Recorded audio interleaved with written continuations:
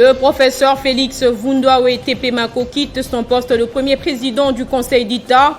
Il a été mis à la retraite par le chef de l'État à travers une ordonnance signée samedi.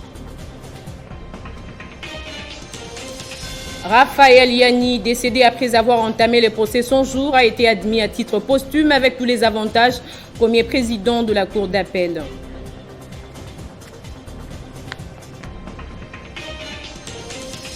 La transformation de nos ressources naturelles, notamment le pétrole, n'est pas incompatible à la protection de l'environnement. Affirmation de F. Bazaïb en réponse aux accusations persistantes de Greenpeace sur l'affaire des blocs pétroliers.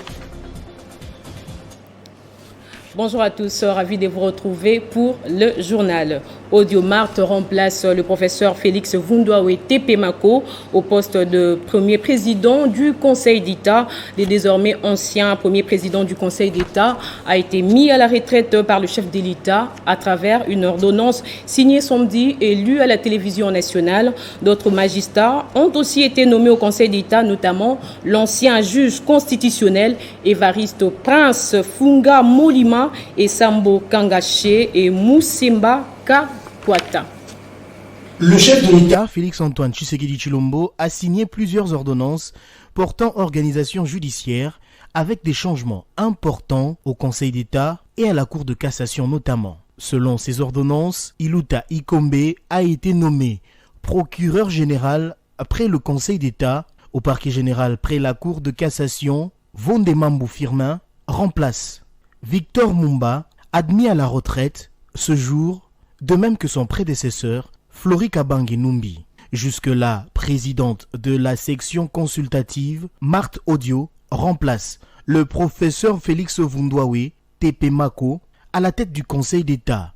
Ce dernier a été mis à la retraite. Évariste Funga, ancien juge à la Cour constitutionnelle, a été nommé parmi les présidents au Conseil d'État, tandis que Jérôme Kitoko, ancien président de l'ancienne Cour suprême de justice, admis à la retraite. Toutes ces ordonnances ont été rendues publiques à la télévision nationale congolaise.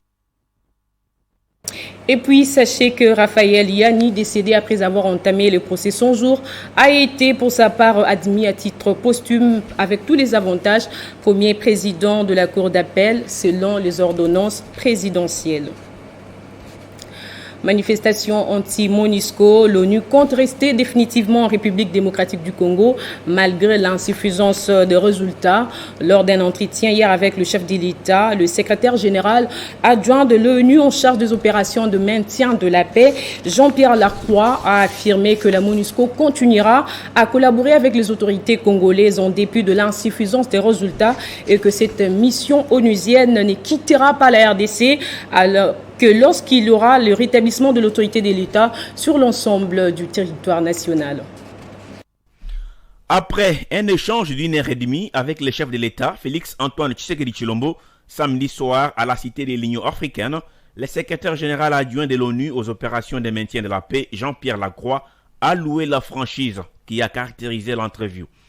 Le numéro 2 de l'ONU dut être venu rendre hommage aux victimes congolaises et onusiennes des derniers événements malheureux qui se sont déroulés à l'est du pays. Tout en condamnant ces manifestations de colère, Jean-Pierre Lacroix a dit attendre les rapports des enquêtes. Pour eux, les manifestations de colère à Goma, Butembo ou Vira sont des attaques planifiées dont les auteurs doivent être recherchés. Toutefois, a-t-il dit, l'ONU poursuit sa collaboration avec l'État congolais malgré l'insuffisance des résultats.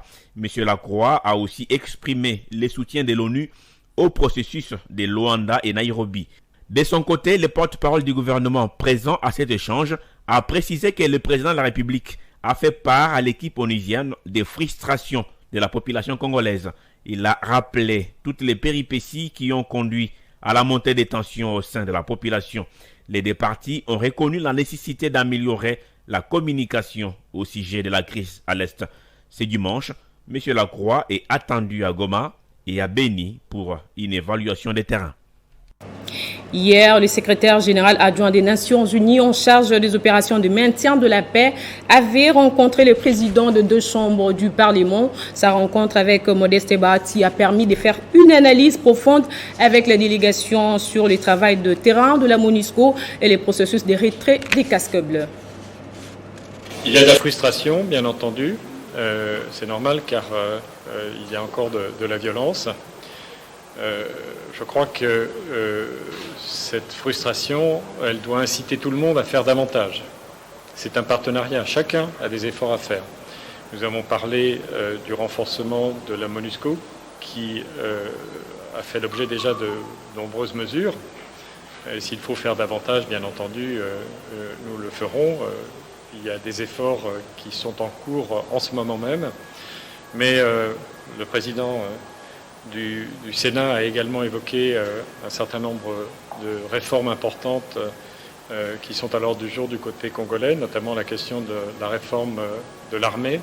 Comme nous coopérons avec les FARDC, que nous les soutenons tous les jours, nous sommes confiants dans le fait que ces efforts seront poursuivis, de même que nous devons aussi poursuivre nos efforts. Nous sommes convenus qu'il fallait tirer les leçons de ces incidents graves, qu'il fallait serrer les coudes, nous mobiliser conjointement, et le rôle du Parlement est essentiel à cet égard. Nous devons être honnêtes sur nos forces et nos faiblesses, nos réussites communes, car il y en a, mais aussi les efforts que chacun doit faire de son côté pour mieux travailler ensemble. Et les 9 jeunes tués lors de manifestations anti-MONUSCO ont été inhumés hier samedi. Un enterrement qui intervient après des altercations la veille entre les jeunes de Butembo et les autorités locales pour une mésentente autour du lieu et du jour de l'enterrement des victimes.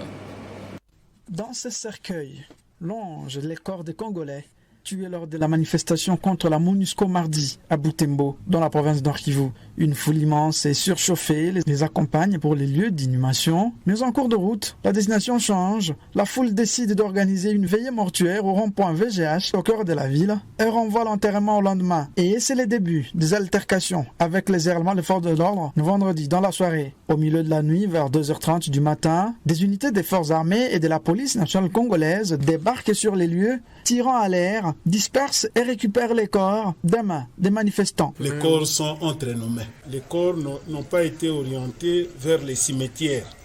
Ils ont été retenus sciemment par quelques brebis galeuses. Conséquence, ces tombes sont restées vides en attendant le compromis qui a été trouvé finalement entre les maires, les membres des familles des victimes, les animateurs de la société civile et les membres des mouvements citoyens pour un enterrement digne de ses compatriotes l'après-midi de ce samedi 30 juillet. Nous sommes d'abord en train de déplorer ce qui s'est passé hier. Pour l'instant maintenant, il y a un compromis selon lequel nous allons enterrer maintenant. Au cours de la manifestation du 26 juillet dernier en ville de Butembo, au total 12 personnes avaient été tuées, dont 9 civils congolais et 3 casques bleus de la MONUSCO. Depuis, les activités socio-économiques sont paralysées et des voix s'élèvent pour condamner et accuser les soldats de la paix d'avoir tiré délibérément sur les manifestants.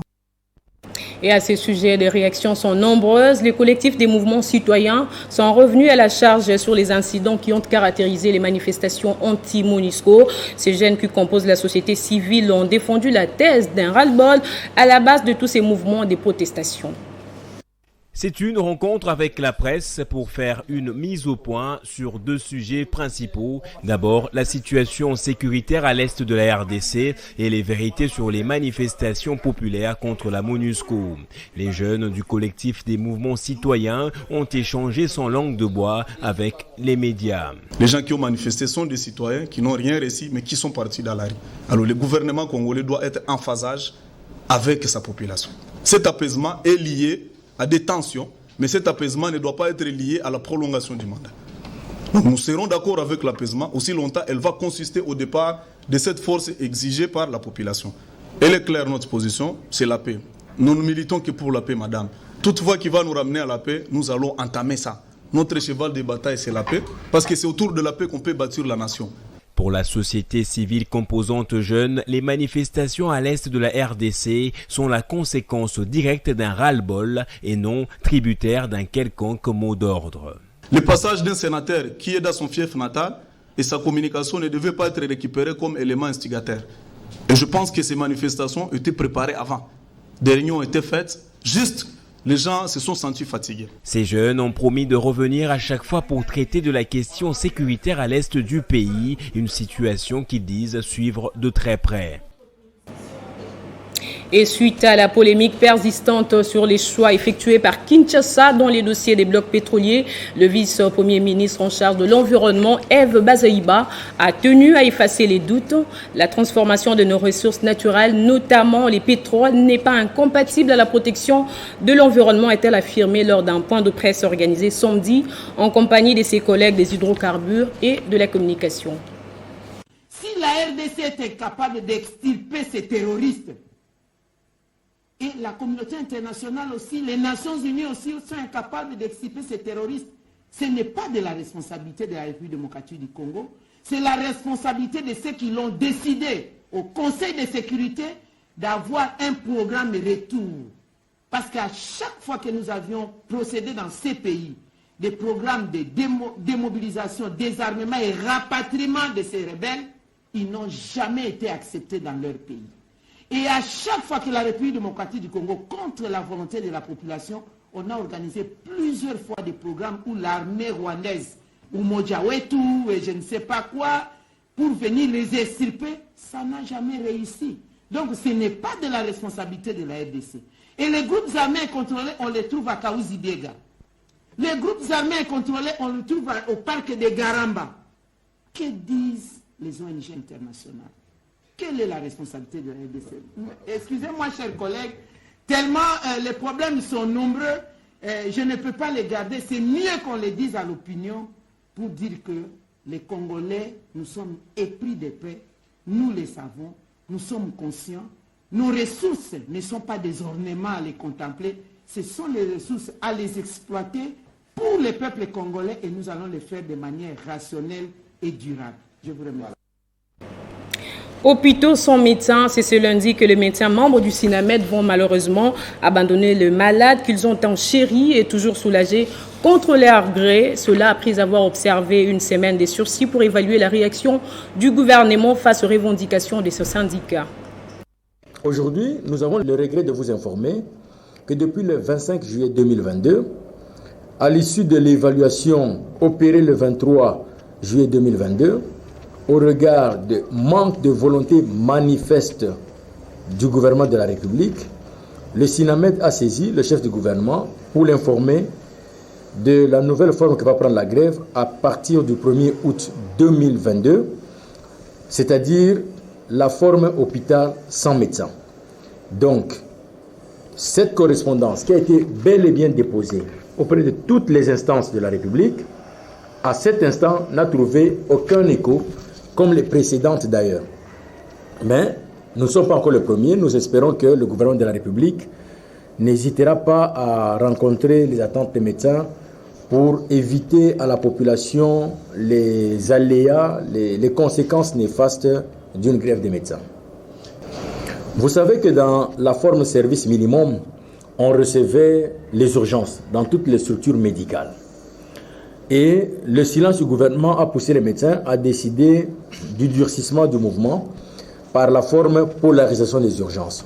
Mais à partir du 1er août, les médecins sont appelés à ne plus recevoir les urgences. C'est-à-dire qu'à partir du 1er août, les médecins vont demander aux malades de s'orienter vers des structures de leur choix, des structures privées.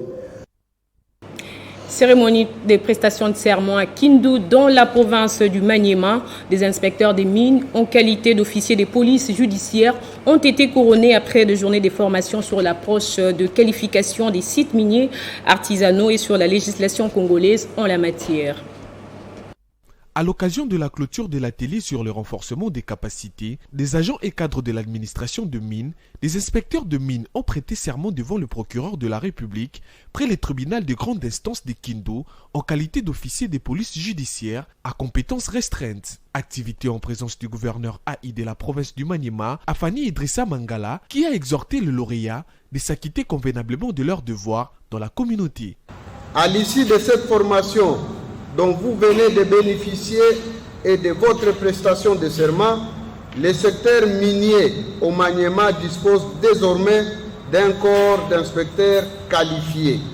Je félicite tous les lauréats pour votre assiduité et votre participation active à cet atelier et vous exhorte à vous acquitter convenablement de votre devoir dans la communauté. Les enseignants que vous venez de recevoir vous ont outillé pour vous rendre capable d'accomplir loyalement votre devoir d'officier de police judiciaire en matière de mines. Ces connaissances doivent être bénéficiées à tous les intervenants dans le secteur minier. A noter que cette formation a été organisée en partenariat avec l'USAID ainsi que l'ONG Pacte Congo. Face à la situation d'insécurité grandissante dans les territoires de Kwamutu, dans la province de Mai-Ndombe, les députés nationaux et provinciaux de cette entité sollicitent l'implication du gouvernement central pour instaurer la paix dans cette partie du pays. Ces groupes seraient composés de Koulouna et de certains déserteurs de l'armée. Ils sèment et continuent à semer la terreur au sein de la population ciblée par eux. En ce moment, ces rebelles armés sont en train d'envoyer des messages belliqueux dans les villages Ngambom, Masiakwa, Aviation, Mboa et autres qu'ils envisagent de conquérir. Il convient de souligner, leurs attaques ont fait plusieurs blessés, plusieurs disparus, dont des policiers et aussi les déplacements massifs des populations qui ont abandonné leurs champs à cause de ces attaques perpétrées par ce groupe. C'est pourquoi, si l'on ne prend pas des dispositions idoines et rapides pour mettre fin à cette situation, le territoire de Kwamutu risquerait un jour d'être en feu et à sang.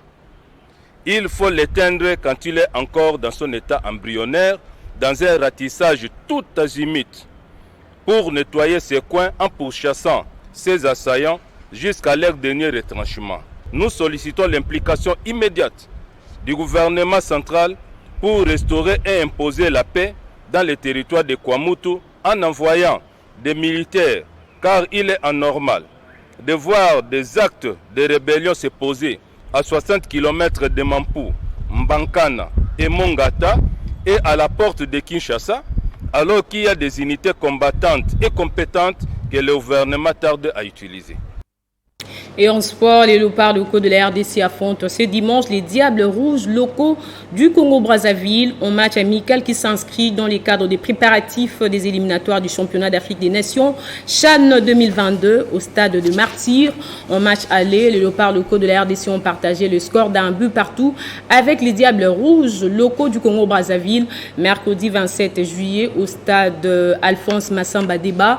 La RDC devra se débarrasser du Tchad pour composter son billet à la phase finale au CHAN prévu du 13 janvier au 14 février 2023 en Algérie. Place au rappel des titres à présent. Le professeur Félix Vundoa Tepemako quitte son poste de premier président du Conseil d'État.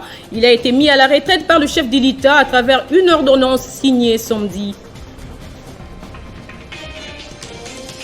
Raphaël Yanni, décédé après avoir entamé le procès, son jour a été admis à titre posthume avec tous les avantages.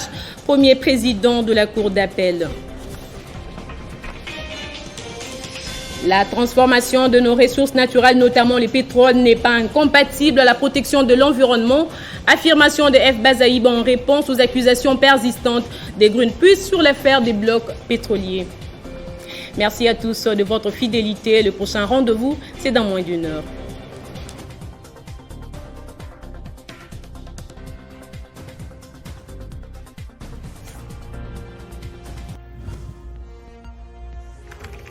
L'actualité reste en continu.